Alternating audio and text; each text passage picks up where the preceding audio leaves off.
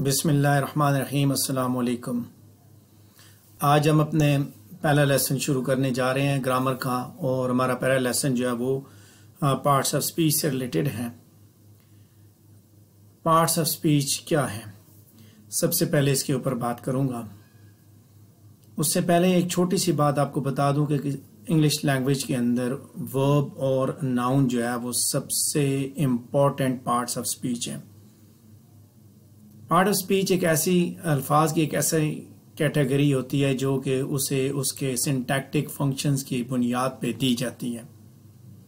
बहुत से ऐसे अल्फाज आप देखेंगे जो कि एक से ज़्यादा फंक्शंस परफॉर्म करते हैं, यानी कि ख़ास एक सिंटैक्टिक फंक्शंस की बुनियाद पे आप बताते हैं कि ये कौन सा पार्ट ऑफ स्पीच है। एक ही वर्ड एक जगह पे आपको नाउन के तौर पे नज़र आ रहा होगा, तो हो सकता है दूसरी जगह पे वो वर्ब का काम कर रहा हो। तो आप किसी भी वर्ड को कभी भी आइसोलेटेड फॉर्म में उसको डिफाइन नहीं कर सकते तावक्त कि आप उसका सिंटैक्टिक फंक्शन जो है वो डिफाइन ना करें, उसको ना देख लें। इंग्लिश लैंग्वेज के अंदर जो मेन पार्ट्स ऑफ स्पीच हैं उनमें noun, pronoun, adjective, determiner, verb, adverb, preposition, conjunctions और इंटरजंक्शंस मौजूद हैं, और इनको 9 पार्ट्स ऑफ स्पीच कहा जाता है, और बाज़ दफ़ा इनको वर्ड क्लासेस भी बोला जाता है। एक बात आपने समझनी है कि इससे पहले आप देखते रहे हैं या पढ़ते रहे हैं आप जब भी, तो आपको 8 पार्ट ऑफ स्पीच के बारे में बताया जाता रहा है, लेकिन आज के इस लेसन में मैं आपको 9 पार्ट्स ऑफ स्पीच के बारे में बताऊंगा। पार्ट ऑफ स्पीच 9 है, 8 वाली बात जो वो पुरानी हो चुकी है। अभी हमने उन्हीं पुरानी चीज़ों को अनलर्न करना है और नई चीज़ें सीखनी हैं। पार्ट ऑफ स्पीच की जब बात करें तो जो 9 पार्ट ऑफ स्पीच है उसमें adjective, adverb, conjunction, determiner, interjections, noun, preposition, pronoun और वर्ब जो है वो अपनी अपनी जगह ले रखते हैं। अब ये किस तरह मौजूद है इनके बारे में 1 बाय 1 हम एग्जांपल्स के ज़रिए बात करेंगे। कैसे आप डिटर्मिन करेंगे कि कौन सा पार्ट ऑफ स्पीच, कौन सा वर्ड, कौन सा पार्ट ऑफ स्पीच परफॉर्म कर रहा है। और इस चीज़ को देखने के लिए ये ज़रूरी है कि आप उस वर्ड का फंक्शन देखें कि वो वर्ड उस पर्टिकुलर सेंटेंस के अंदर क्या फंक्शन परफॉर्म कर रहा है। हर सेंटेंस के अंदर हर वर्ड या फ्रेज जो है उसको आप किसी न किसी पार्ट ऑफ स्पीच की बुनियाद पे ही क्लासीफाई करते हैं, और ये इस क्लासिफिकेशन के ऊपर उसके फंक्शन का बहुत ज़्यादा दारोमदार होता है, यानी कि वो उस पर बड़ा डिपेंड करता है कि उस वर्ड के ऊपर वो क्या फंक्शन परफॉर्म कर रहा है। वो वर्ड या वो फ्रेज जो है उस पर्टिकुलर सेंटेंस में क्या फंक्शन परफॉर्म कर रही है। तो यहाँ ये बात आप ध्यान में रखिए कि इंग्लिश लैंग्वेज के अंदर एक ही वर्ड जो है वो एक सेंटेंस के अंदर एक फंक्शन परफॉर्म कर रहा है, तो दूसरी जगह वो कोई और फंक्शन भी परफॉर्म कर सकता है। लिहाजा जब भी आप किसी वर्ड को डिफाइन करें उसको आइसोलेटेड फॉर्म में डिफाइन ना करें, बल्कि उसको उसके फंक्शन के हिसाब से देखें कि वो उस सेंटेंस के अंदर क्या फंक्शन परफॉर्म कर रहा है। उसकी एग्जांपल मैं आपके सामने रखता हूँ। एक वर्ड है वेल। अब इस वेल के ऊपर 5 सेंटेंसेस आपके सामने स्क्रीन पे मौजूद हैं।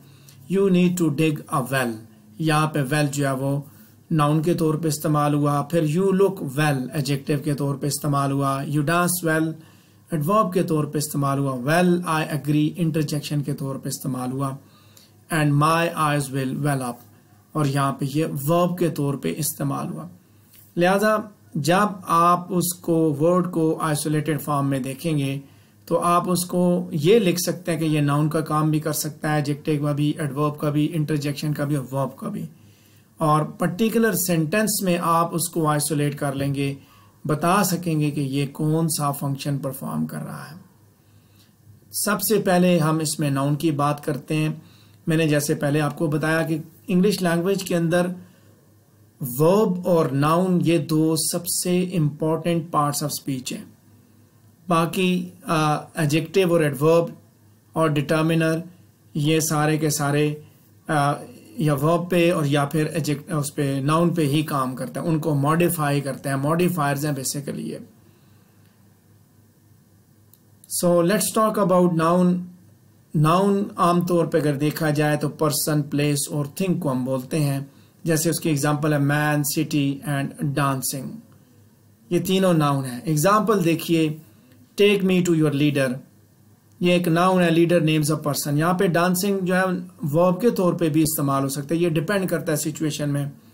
अगर ये कहा जाए कि डांसिंग इज़ माई हॉबी, तो वहाँ पे डांसिंग नाउन है, और ही इज़ डांसिंग तो वहाँ पे वो वर्ब है। सो यहाँ पे आपके सामने भी एग्जांपल दिखा दी कि लीडर जहाँ पे, जैसे मैंने बताया take me to your leader, so leader यहाँ पे नाउन का काम करता है।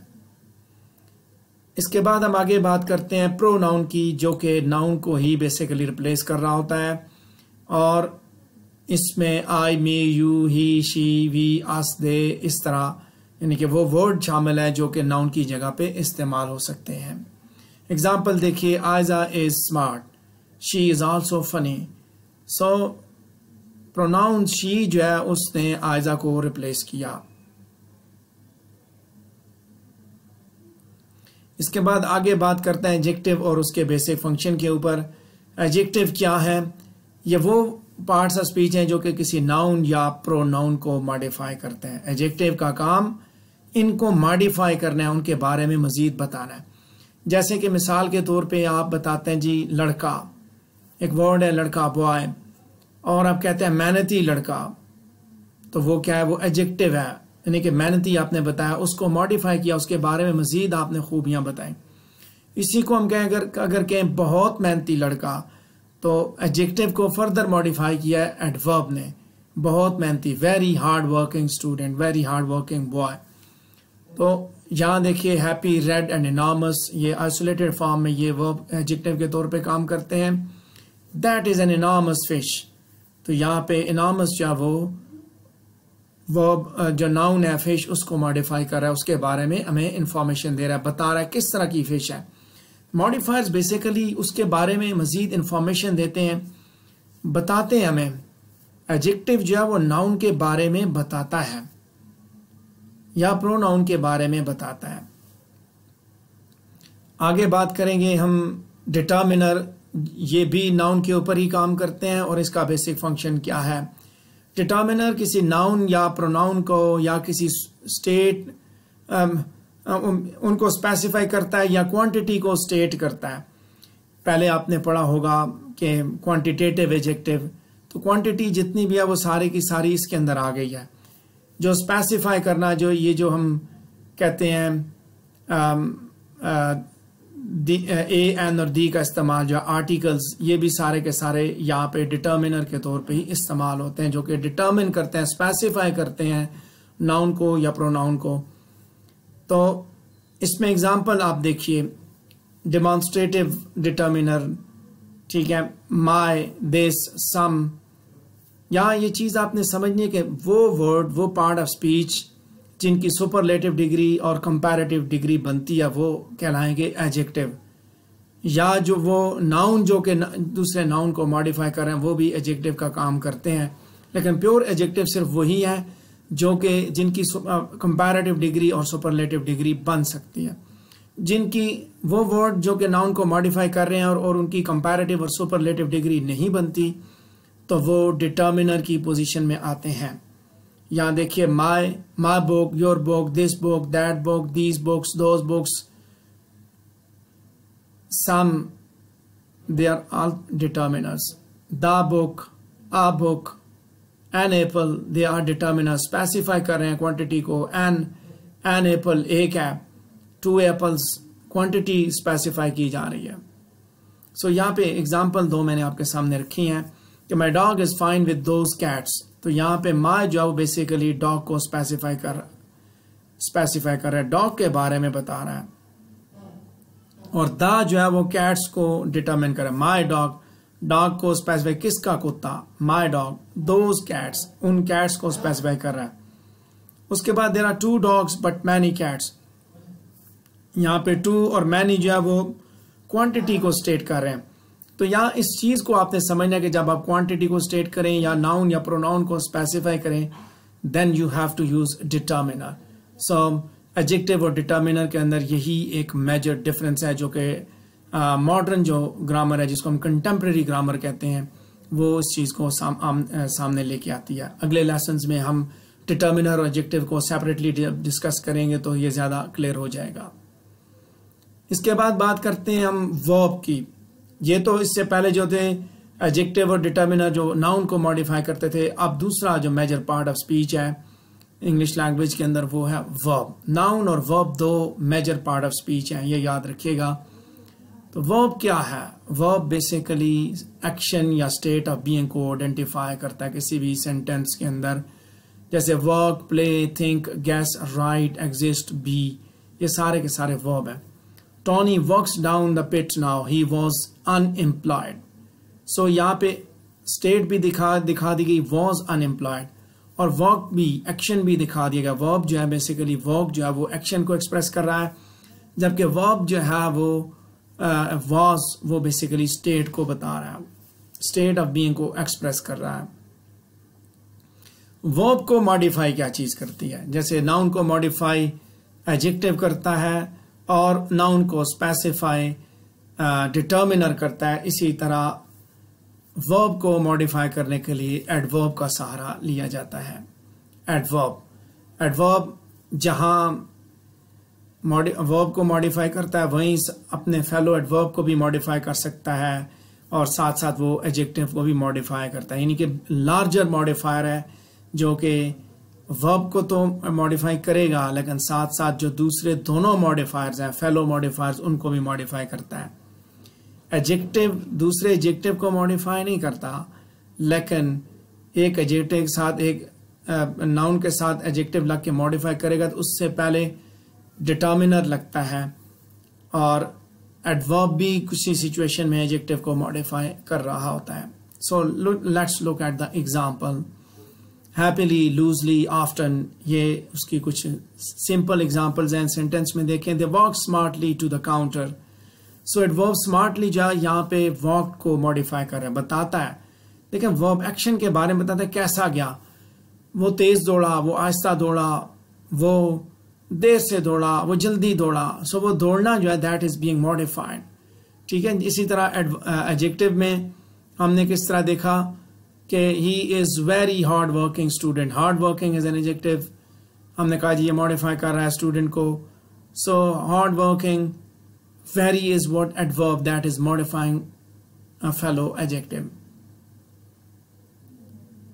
इसके बाद हम बात करते हैं कुछ ऐसे अल्फाज की वर्ब और नाउन के बाद जो कैटेगरीज हैं, यानी कि बेसिकली वर्ब, नाउन और एडजेक्टिव, एडवर्ब, ये सारे के सारे कंटेंट वर्ड्स में आते हैं।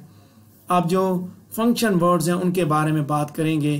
कंजंक्शन, जो कि जब आप दो वर्ड्स को जोड़ना चाहें, जब आप दो क्लॉजेस को जोड़ना चाहें, दो फ्रेजेस को जोड़ना चाहें, या दो सेंटेंसेस को जोड़ना चाहें, तो फिर आप कंजंक्शंस का सहारा लेते हैं। कंजंक्शन इनको जोड़ने के लिए इस्तेमाल होता है, जैसे एंड, बट और आर इनकी एग्जांपल्स हैं कि a large bass still eluded Mark and Lee. So conjunction and जो है वो मार्क और ली दोनों को जोड़ रहा है कि me Amjad and Ali went to Murree. ऐसे भी हो सकता है the big city and the small crowd. ठीक है, big city is one phrase whereas small crowd is another phrase, the big city and a small crowd। ठीक है, फ्रेजेस को जोड़ने के लिए भी इस्तेमाल होता है। बाज़ जगह पे आप क्लॉजेस को जोड़ते हैं इसके ज़रिए।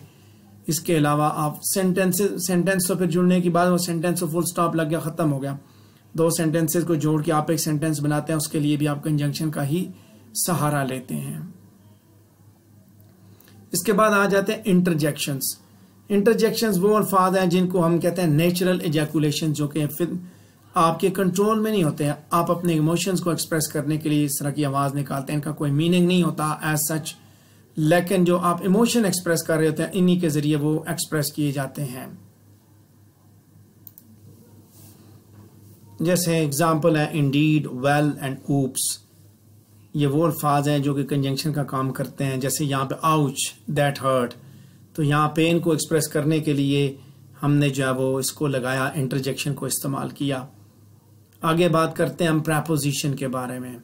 प्रीपोजिशन ऐसे अल्फाज जो कि बेसिकली नाउन और प्रोनाउन का जो है बाकी जो वर्ड्स हैं सेंटेंस के अंदर उनके दरमियान रिलेशनशिप उसको दिखाते हैं। प्री पोजिशन सेंटेंस के अंदर जैसे मैंने बात की कि जो मेजर दो वर्ड्स हैं वो हैं वर्ब एंड नाउन है। मिसाल के तौर पे अब यहाँ पे जो सिचुएशन है वो क्या होती है, द बुक और इसके साथ ये एक नाउन है, अब दूसरी तरफ दूसरा नाउन है द टेबल। सो ऑन बताता है कि ये बुक का इस टेबल के साथ क्या ताल्लुक है।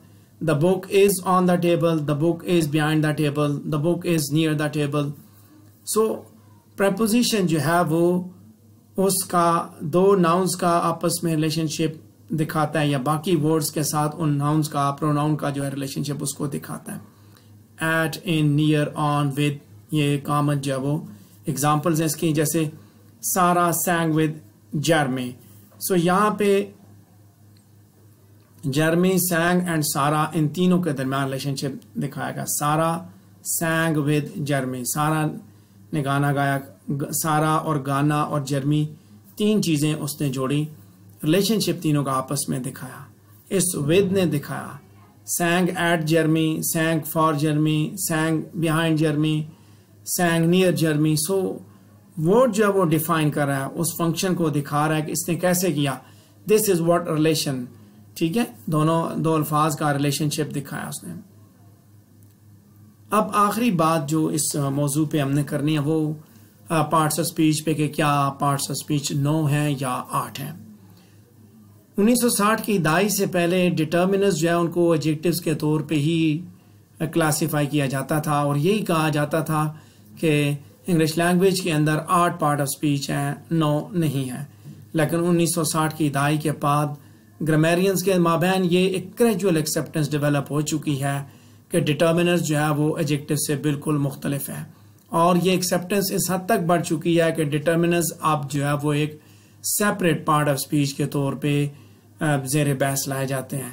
ताहम आज भी पोजेसिव एडजेक्टिव, डेमोन्स्ट्रेटिव एडजेक्टिव, ये चीज़ें आज भी कॉमनली इस्तेमाल हो रही हैं और बजाय इसके कि पोजेसिव डिटर्मिनर और डेमोन्स्ट्रेटिव डिटर्मिनर इस्तेमाल किया जाए। चूँकि अभी लोगों ने रवायात को नहीं छोड़ा और गुजरते वक्त के साथ साथ बहरहाल इस इर्तिका ने होना है, लिहाजा ये चीज़ आपके साथ मैंने पहले ही शेयर कर दी, आपको एक आइडिया दे दिया कि जब आप इसको समझेंगे लॉजिकल ग्राउंड पे ये चीज़ बिल्कुल क्लियर है कि ये डिटर्मिनर्स क्या हैं और एडजेक्टिव क्या है। इसके अलावा जब आप देखें इसके साथ साथ जब फॉरेन बाकी लैंग्वेजेस के अंदर जो इक्विवेलेंट्स हैं उनको आज भी उन ममालिक में एडजेक्टिव्स के तौर पे डिस्क्राइब किया जाता है, जिसकी वजह से मज़ीद कन्फ्यूजन पैदा होती है। लेकिन ये बात वाज़ेह है कि डिटर्मिनर जो एडजेक्टिव्स की तरह हैं लेकिन इनके दरमियान कुछ डिफरेंसेस मौजूद हैं। लिहाजा ये आर्गूमेंट आज भी मौजूद है कि जो लोग इसकी फेवर में बात करते हैं, कुछ लोग ये कहते हैं कि 8 पार्ट ऑफ स्पीच हैं, कुछ कहते हैं 9 है। चूँकि अब जब हमने इस बात को छेड़ ही दिया तो आपको ये बात भी समझाता चलूँ कि हमारे पास यानी कि हम जब देखेंगे तो हम इस चीज़ को सामने रखेंगे कि 9 पार्ट ऑफ स्पीच हैं, क्योंकि हमने कंटेम्प्रेरी ग्रामर को देख के चलना है। तो इसी के साथ हमारा पहला लेसन ग्रामर का जो है वो मुकम्मल हुआ। उम्मीद करता हूँ कि आपको इसकी समझ आ गई होगी। अगर आपके जहन में कोई सवाल होता है तो आप पूछ सकते हैं।